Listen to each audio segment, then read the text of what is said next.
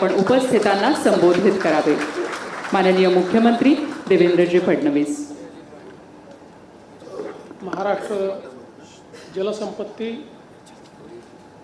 नियमन प्राधिकरणाच्या 21व्या वर्धापन दिनाच्या निमित्ताने आयोजित या कार्यक्रमात मंचावर उपस्थित असलेले राज्याचे जलसंपदा मंत्रीद्वय श्री राधाकृष्ण विखे पाटीलजी, गिरीश महाजनजी, प्राधिकरणाच्या अध्यक्षा श्रीमती श्वेताली ठाकरे, उपस्थित असलेले श्री राजेंद्र मोहिते, त्याचप्रमाणे श्री एकनाथ डवले, या ठिकाणी मंचावर उपस्थित असलेले श्री सर्वच या ठिकाणी मान्यवर, विशेषतः या कार्यक्रमाच्या उपस्थित असलेले डॉक्टर प्रभात जैन, जितेंद्र पापळकर, राजेश सोनटक्के, प्रकाश मिसाळ, सुदर्शन पगार, राजेश मोरे, जयंत गवळी, हेमंत धुमाळ, संजय चहांदे, DK जैन साहेब, त्याचप्रमाणे उपस्थित सर्व भगिनी आणि बंधूंनो,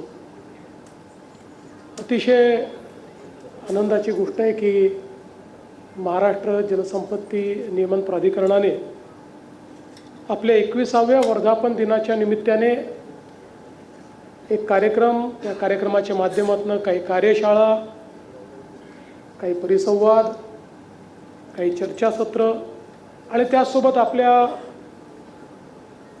या प्राधिकरणात ज्यांनी काम केलेलं आहे असे अध्यक्ष आणि सदस्य, या सर्वांचा सत्कार असा एक अतिशय चांगला कार्यक्रम या ठिकाणी घेतला। मी आपले जलसंपदा मंत्री राधाकृष्ण विखे पाटीलजी यांचं मनापासून अभिनंदन करतो की त्यांनी ही चांगली संकल्पना या ठिकाणी मांडली आणि परत गिरीश भाऊंनी ऑब्जेक्शन घेऊ नये म्हणून त्यांनीही त्या संकल्पनेला दुजोरा दिल्याबद्दल मी त्यांचं देखील अतिशय मनापासून अभिनंदन करतो। आणि ही संकल्पना आपल्या अध्यक्षा श्रीमती श्वेताली ठाकरे यांनी उत्तम प्रकारे या ठिकाणी त्याचं संयोजन केलं, त्याबद्दल त्यांचं देखील अभिनंदन करतो। आपल्या सर्वांनाच कल्पना आहे की देशामध्ये पहिलं जलसंपत्ती नियमन प्राधिकरण म्हणून आपलं महाराष्ट्राचं प्राधिकरण स्थापन झालं।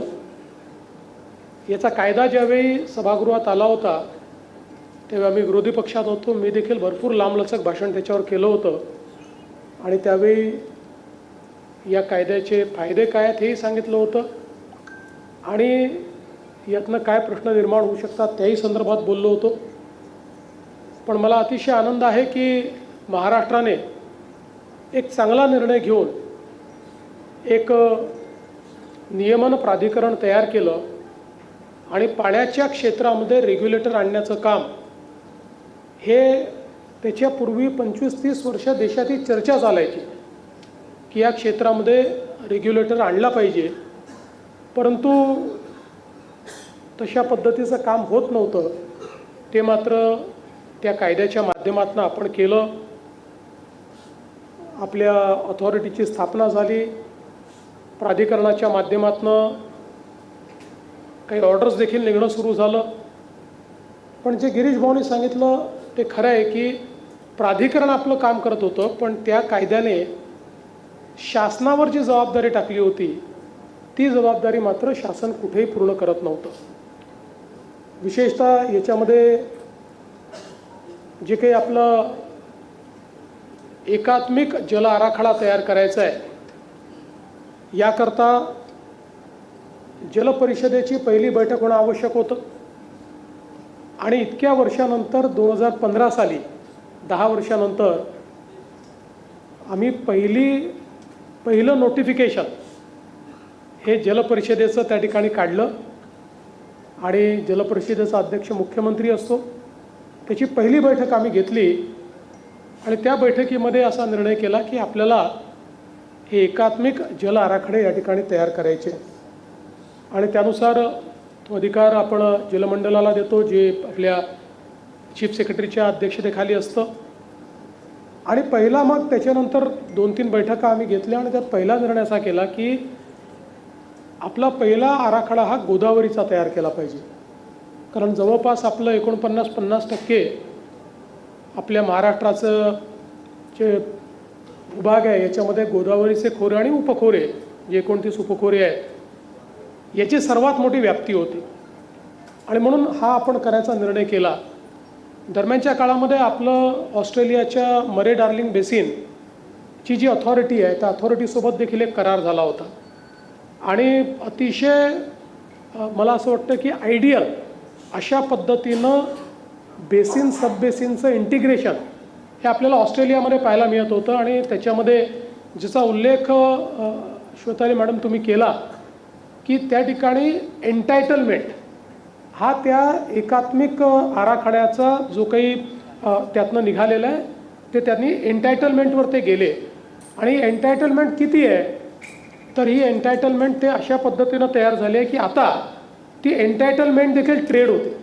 म्हणजे इंडिव्हिज्युअल शेतकरी जो आहे किंवा जो बेनिफिशरी आहे या बेनिफिशरीला एखाद्या वर्षी जर आपली एन्टायटलमेंट यूज करायची नसेल आणि दुसऱ्याला एन्टायटलमेंटची आवश्यकता असेल तर ती एन्टायटलमेंट ट्रेड देखील करू शकतो.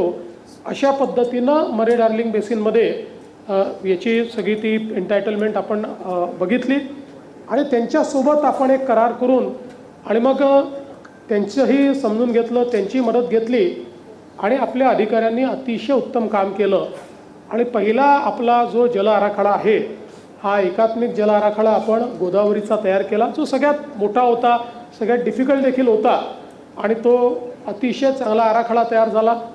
त्यानंतर आपण कृष्णा खोऱ्याचा असेल, मग तापीचा असेल, नर्मदाचा असेल आणि मग पश्चिमी आपल्या ज्या वाहिन्यात पश्चिमी कडे वाहणाऱ्या ज्या आपल्या कोकणातल्या नद्या आहेत त्याचा आराखडा आणि अगदी आपलं छोटंसं जे महानदीचं क्षेत्र आहे त्याचा आराखडा असे 6 आराखडे एकात्मिक आराखडे आपण त्या ठिकाणी तयार केले आणि मग या 6 एकात्मिक आराखड्यांना एकत्रित करून महाराष्ट्राचा जो आपला एकात्मिक आराखडा आहे हा आपण ऑक्टोबर 2018मध्ये त्या ठिकाणी तयार केला.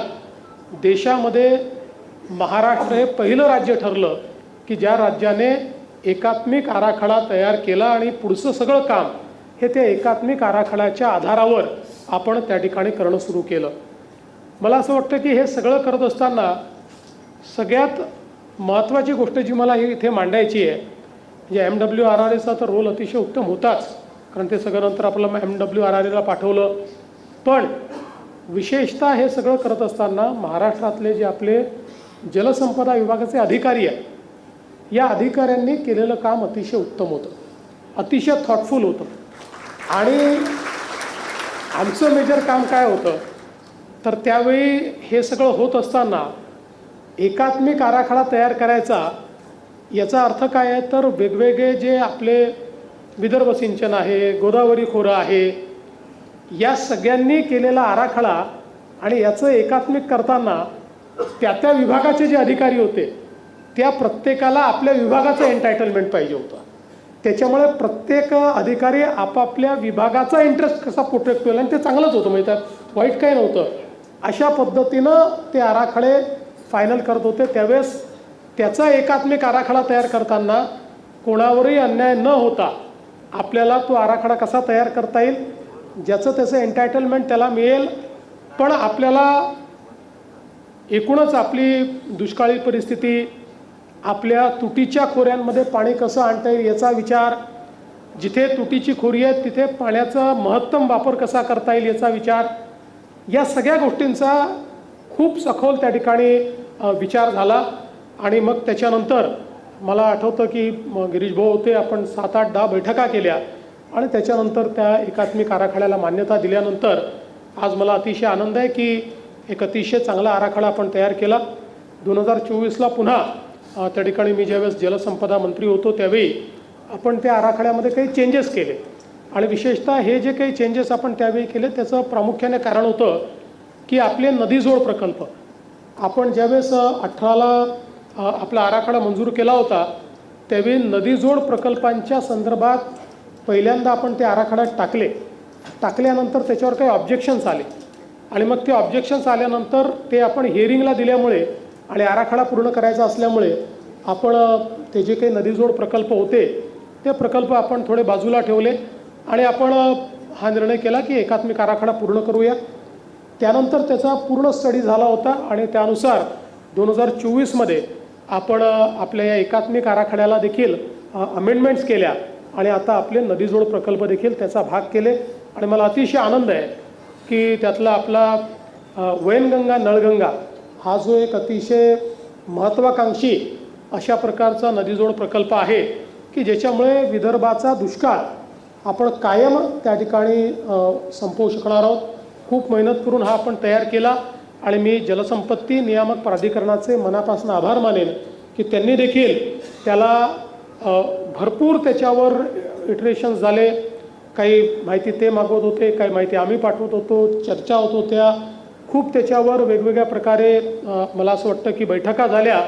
पण अंतिमतः अतिशय चांगल्या पद्धतीनं जलसंपत्ती प्राधिकरणाने त्याला मान्यता दिली आणि आता पुढच्या काळामध्ये CWCची मान्यता झाल्यानंतर आपला प्रयत्न आहे की यावर्षी किंवा पुढच्या वर्षीच्या सुरुवातीला आपल्याला याचं काम सुरू करायचं आहे. आणि एक प्रकारे एकात्मिक जल आराखडा तयार केल्यानंतर महाराष्ट्रासारखं जे राज्य, खरं म्हणजे आपण नेहमी असं म्हणतो की जवळपास 50-52% अवर्षण प्रवण अशा प्रकारचा भूभाग असलेला महाराष्ट्र, आणि या महाराष्ट्राला आपण वर्षानुवर्ष ऐकतो आहोत की दुष्काळ आमच्या 5वीला पुजलेला आहे आणि हा दुष्काळ कधीच जाणार नाही. पण आज आपल्याला तो मार्ग दिसतोय की ज्या माध्यमातनं आपण सगळ्या तुटीच्या खोऱ्यांमध्ये, सगळ्या विशेषतः जे काही आपले अधिक्याचे खोरे आहेत, इकडे तर आपल्याला माहिती आहे की जवळपास या गोसीखुर्दच्या खालून जे पाणी वाहून जातं आणि मला तर अतिशय आनंद आहे की आता त्याचं रिवर्किंग आमचे डवले साहेब आल्यानंतर आपल्याला असं वाटत होतं की 60-62 TMC पाणी आपल्याला मिळेल, पण जवळपास 90 TMC पर्यंत पाणी त्या ठिकाणी मिळू शकतं. त्यामुळे जवळपास विदर्भातला पूर्ण हा दुष्काळ आपण त्या ठिकाणी दूर करतो. त्याचसोबत उल्हास खोऱ्यातलं जे पाणी आहे ते देखील इतक्या मोठ्या प्रमाणात ह्या सगळ्या पश्चिमी वाहिन्या नद्यांमुळे ते पाणी समुद्रात चाललं होतं. आपण ते एक महत्त्वाकांक्षी विचार केला की हे पाणी जर आपण त्या ठिकाणी वेगवेगळ्या प्रकल्पांच्या माध्यमातनं जर गोदावरीच्या खोऱ्यामध्ये आणू शकलो तर या तुटीच्या खोऱ्याला आपण बॅलन्स करू शकू आणि मग जो काही जवळपास उत्तर महाराष्ट्र आणि मराठवाडा याचा जो सगळा दुष्काळी भाग आहे या भागाला पूर्णपणे आपण त्या ठिकाणी दुष्काळमुक्त करू शकू. आणि आज तेही स्वप्न आपलं हळूहळू पूर्णत्वाकडे चाललं आहे. त्याच्याही काही मान्यता झाल्या आहेत. आता DPR स्टेजवर आहोत, काही मान्यता आपण घेतो आहोत. छोट्या ज्या लिंक्स आहेत त्या लिंक्सला आपल्याला MWRRने मान्यता दिलेल्या आहेत. त्यातल्या काही लिंक्सचं काम तर आपण गोदावरी एकदरीचे लिंक असेल किंवा त्या ठिकाणी दमणगंगाची लिंक असेल, या लिंक्स आपण आता मला असं वाटतं की या वर्षातच त्याचं काम देखील सुरू करण्याचा आपण प्रयत्न करू. आणि एकूणच ज्याला आपण एकात्मिक जल व्यवस्थापन म्हणतो अशा प्रकारच्या एकात्मिक जल व्यवस्थापनाच्या माध्यमातून निश्चितपणे वाटतं की महाराष्ट्रातल्या सगळ्या भागांना दुष्काळमुक्त करणं, शेती, पिण्याचं पाणी आणि उद्योग याकरता मुबलक पाणी हे महाराष्ट्रामध्ये उपलब्ध करून देणं हे कार्य आज महाराष्ट्रामध्ये अतिशय वेगानं चाललं आहे. आणि आमचे दोन्ही मंत्री विखे पाटील साहेब असतील आणि गिरीश भाऊ असतील या दोघांनी अत्यंत वेगाने या कामालाही गती दिलेली आहे.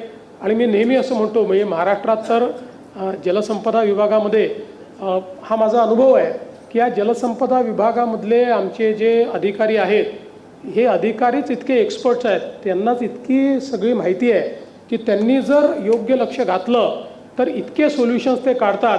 म्हणजे मला तर असं वाटतं की या विभागाला कुठल्याही कन्सल्टंटची आवश्यकता नाही.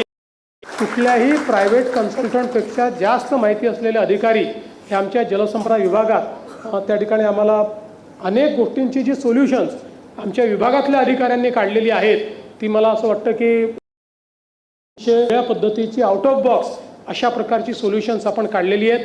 आणि पुढच्याही काळामध्ये या सगळ्या गोष्टी करणं हे अत्यंत गरजेचं आहे. आपल्याला कल्पना असेल 2017 साली आपण एक निर्णय घेतला आणि त्याच्यामध्ये आपण हा निर्णय केला की आता ओपन कॅनल पद्धती बंद केली पाहिजे आणि पूर्णपणे PDNवर गेलं पाहिजे.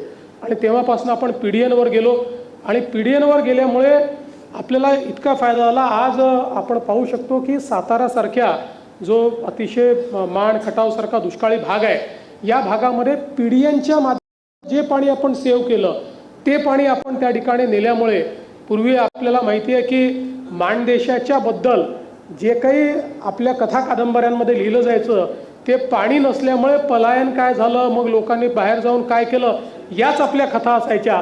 पण आज त्याच माणदेशामध्ये आपण इतक्या मोठ्या प्रमाणात पाणी नेलेलं आहे की जवळपास आपण दुष्काळमुक्त आणि बारमाही शेती करता येईल, बागायती करता येईल, ऊसाची लागवड करता येईल अशा पद्धतीची परिस्थिती आज आपण त्या ठिकाणी आणू शकलो.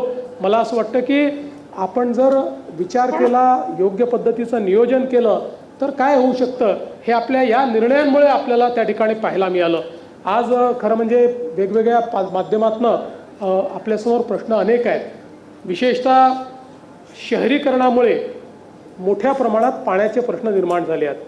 आज आपण जर बघितलं तर दोनच आपले रिजन म्हणजे MMR रिजन आणि PMR रिजन हे दोन रिजन युरोपातल्या कितीतरी देशांपेक्षा मोठी आहे. त्याची लोकसंख्या युरोपातल्या अनेक देशांपेक्षा मोठी लोकसंख्या असलेले आता हे दोन होत आहेत.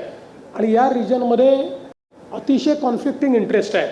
म्हणजे पुण्याचा जर आपण विचार केला तर पुण्यातला ग्रामीण भाग हा सिंचनाकरता पाणी मागतो, घर जे पिण्याकरता पाणी मागतं, औद्योगिक अशा प्रकारच्या वसाहती आहेत ज्यांना उद्योगाकरता पाणी हवं आहे. आणि म्हणून आता या पाण्याचं जे काही नियोजन आहे हे एन्टायटलमेंटच्या आधारावर आपल्याला करावं लागेल. पुढच्या काळामध्ये वॉटर रियूज हा सगळ्यात महत्त्वाचा विषय आपल्यासमोर.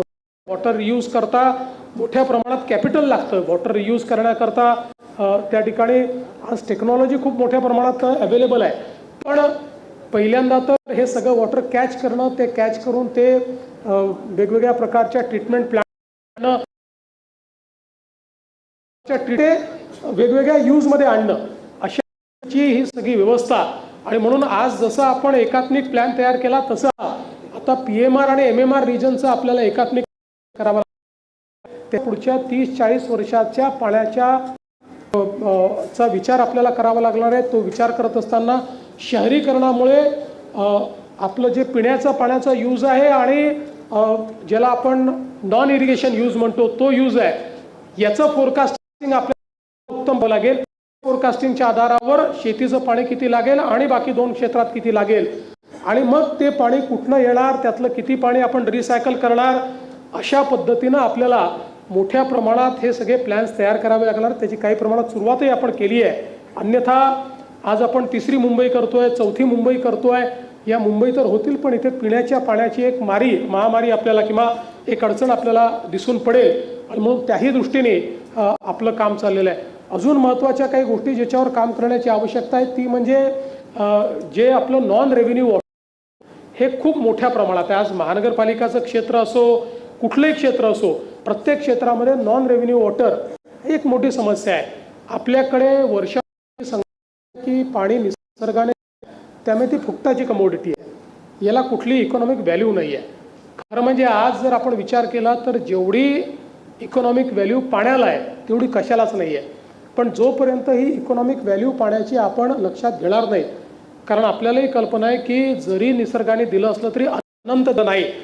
जगामध्ये वापरायोग्य आणि पिण्याच्या योग्य पाणी हे अतिशय कमी आहे. आपल्याला माहिती आहे 2-3-4% वर ते पाणी नाही आहे. त्यामुळे वाढती लोकसंख्या, कॉन्फ्लिक्टिंग इंटरेस्ट, वाढणारा विकास, त्याच्यासोबत होणारं इंडस्ट्रियलायझेशन, या सगळ्या गोष्टींचा विचार केला आज आपलं पूर्ण जग हे न्यू इंडस्ट्रीकडे चाललं आहे, डीपटेककडे चाललेलं आहे. पुढचा काळ हा सगळा डेटा सेंटरचा काळ आहे. आता डेटा सेंटरचा ज्यावेळेस आपण विचार करतोय, एकट्या महाराष्ट्रामध्ये आपल्या डेटा सेंटर्सला 800 ते 1000 MLD पाणी हे नुसत्या मुंबईच्या परिसरात लागणार आहे. हे पाणी आपण जर फ्रेश पाणी द्यायला लागलो तर आपल्या शेतकऱ्यांवर अन्याय होईल, पिण्याच्या पाण्याचा एक त्या ठिकाणी अपव्यय होईल. त्यामुळे आता या सगळ्या डेटा सेंटर करता या जेवढ्या महानगरपालिका आहेत, या महानगरपालिकांचं जे पाणी आहे हे ट्रीट करून ते आपल्याला टर्शरी ट्रीटमेंटनी जर त्या ठिकाणी आपण नेलं तर त्याचं एक इकॉनॉमिक्स तयार होणार आहे. कारण जे पाणी आपल्याला पैसा लागतो ते पाणी हे सगळे डेटा सेंटर विकत घ्यायला तयार आहे. त्यांच्याकरता पाण्याची आवश्यकता आहे, पण त्यांच्या एकूण इकॉनॉमी पाण्याकरता खर्च होणारे पैसे फार कमी, चांगले दर हे पाण्याकरता ते देऊ शकतात. त्याला लिव्हरेज करून प्रायव्हेट इन्व्हेस्टमेंट आणून आपण कशा पद्धतीनं एक सर्क्युलर इकॉनॉमी पाण्याची ही आपल्याला तयार करता येईल याचा विचार आपल्याला करावा लागेल. आणि म्हणून मला असं वाटतं की आपला जलसंपदा विभाग असेल किंवा जलसंपत्ती नियामक प्राधिकरण असेल, या सर्वांना थोडं फ्युचरिस्टिक विचार, थोडा भविष्याचा विचार हा करणं देखील मला असं वाटतं अत्यंत आवश्यक आहे. मला या गोष्टीचा आनंद आहे की आपल्या प्राधिकरणाला म्हणजे पूर्वीच्या काळामध्ये चांगले त्या ठिकाणी पुरस्कार मिळाले आहेत. अलीकडच्या काळात तर आपल्याला पुरस्कार याकरता देत नाहीत की दुसरी प्राधिकरणच एवढी ॲक्टिव्ह नाही आहेत, त्यामुळे आता कुणाला द्यायचं हे सरकारला, केंद्र सरकारला कळत नाही, त्यामुळे आता त्यांनी पुरस्कारच देणं बंद करून टाकलेलं आहे. पण वेगवेगळ्या पद्धतीनं प्राधिकरणाने केलेले जे कामं आहेत ते खूप चांगले आहेत. आणि आपल्याला आता तर आपल्या जलसंपदा विभागाला देखील उत्तम, सगळ्यात देशातला सर्वोत्तम पुरस्कार हा आपल्या जलसंपदा विभागाला देखील मिळालेला आहे. पण मला असं वाटतं की या सगळ्या ज्या गोष्टी आपण केलेल्या आहेत, देशात पहिल्यांदा केल्या आहेत, अतिशय उत्तम आपण केलेल्या आहेत, हे सगळं किती उत्तम असलं तरी आपल्याला कॉम्प्लेसंट होऊन चालणार नाही. काम खूप मोठं आहे. आपली एकूणच व्याप्ती बघता म्हणजे आता महाराष्ट्रामध्ये जसं गिरीश भाऊंनी देखील सांगितलं की देशातले म्हणजे जे काही डॅम सेन्सस झालं त्या सेन्ससमध्ये देशातल्या मोठ्या प्रकल्पापैकी 40% प्रकल्प एकट्या महाराष्ट्रात आहे. त्यामुळे इतक्या मोठ्या प्रमाणात हे प्रकल्प आहेत. या प्रकल्पात आणि फॉर्च्युनेटली या प्रकल्पांसहित एकूण जे आपले वॉटर स्ट्रक्चर्स आहेत महाराष्ट्रातले, त्याला केंद्र सरकारच्या अहवालामध्ये 96% आपले स्ट्रक्चर्स हे वॉटर कन्झर्वेशन स्ट्रक्चर्स म्हणून देखील त्या ठिकाणी त्यांनी त्याला मान्यता दिलेली आहे. त्यामुळे मोठ्या प्रमाणात आपण कन्झर्वेशनचं काम देखील करतो आहे. शेवटी आपल्या या सगळ्या महाराष्ट्राच्या एकूण भूगोलामध्ये कन्झर्वेशनचं काम हे अत्यंत महत्त्वाचं आहे. आणि ते कामही म्हणजे जरी आपल्याकडे जलसंपदा आणि जलसंधारण हे दोन वेगवेगळे विभाग असले तरी या दोन विभागाच्या समन्वयानेच आपण पाण्याचा प्रश्न सोडवू शकतो. आणि म्हणून त्या दोन्ही गोष्टी अत्यंत चांगल्या पद्धतीने आपण करण्याचा प्रयत्न करतो.